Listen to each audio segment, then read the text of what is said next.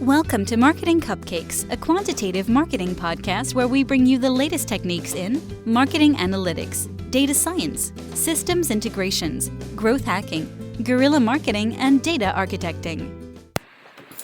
Hey guys, Dave and James here from Endure. So today we're going to be talking about sales cycles, specifically long sales cycles. And although this can apply to B2C companies, most of the time this applies to B2B companies. And now granted, I know there are some products that take a long time for B2C products to sell, but what we're talking about today is specific to B2B companies because when we're talking about long sales cycles, what we're referring to is typically with a B2B company, the long sales cycles involve getting multiple people involved in the process. And so you might start with, let's say, a CFO that you're trying to sell to, and he or she's your primary target. But what you're going to have to do is you're going to have to get the CEO involved. You're going to have to get other VPs involved, maybe an analyst, or whoever the C-suite might be sending to do their research for them. You're going to have to get them involved. So you have these influencers, you have these decision makers. They all have different roles in the buying process. And so if you're like a lot of our clients, you might be making the mistake of only talking to those other people once you've already done a demo or met with them. And then, it might be several months into the process after you've already met with the CFO. And then all of a sudden what you've got to do is you've got to resell the other people involved in the process. And most companies, they make this mistake.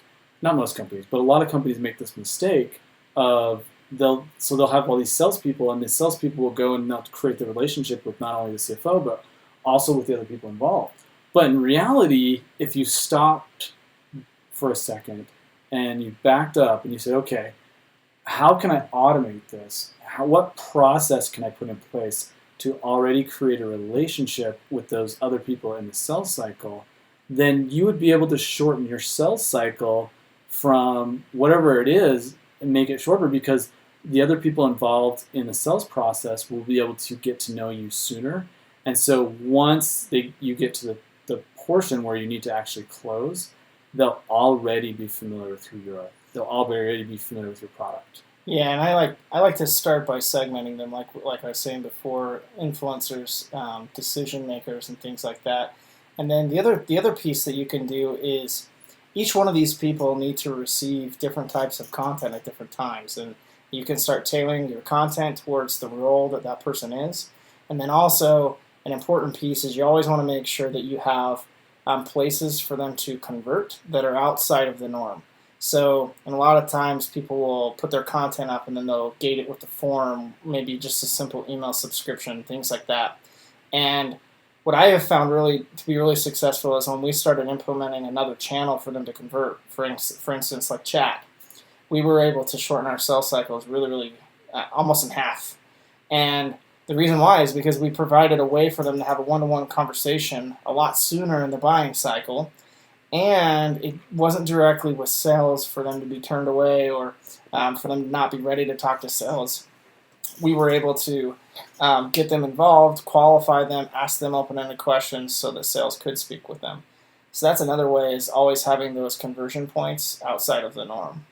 So, and along with that, something to remember is if I shouldn't have to tell all of you this, and I'm sure I don't have to for many of you, but don't sell based on logic. The people that are involved in buying your product, you need to get them involved emotionally first before you get them involved logically. So when you're thinking of creating content, and whatever that is, whether it's a webinar, whether that's a blog or a podcast, or you're speaking somewhere, talk about the benefits, talking about the problems that your product's able to solve to all of the people involved. So for the CEO, it's going to be a lot different than the CFO. The CEO might care about your product because it enhances the lives of many departments.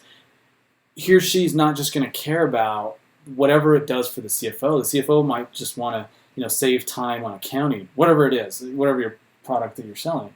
But you've got to get them emotionally involved in what problem it's going to solve for each person. and create the content that will at the demand stage. So we're talking about demand generation here. So when we're thinking about lead generation, you're probably going to be targeting that one persona or that one target audience, the CFO, to bring them in. And then once they're in, then you're going to start doing demand for all the different people in that organization.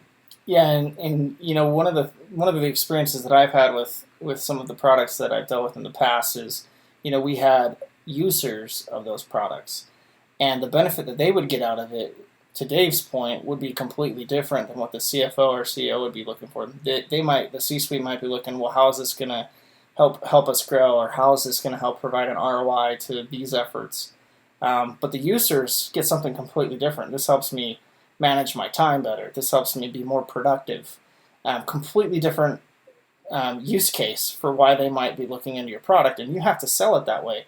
Because if the C-suite is sending somebody else down to do their research for them, guess what? They're going to have a different value proposition, just like we're saying right here. Before we end, James, today's episode's a little shorter.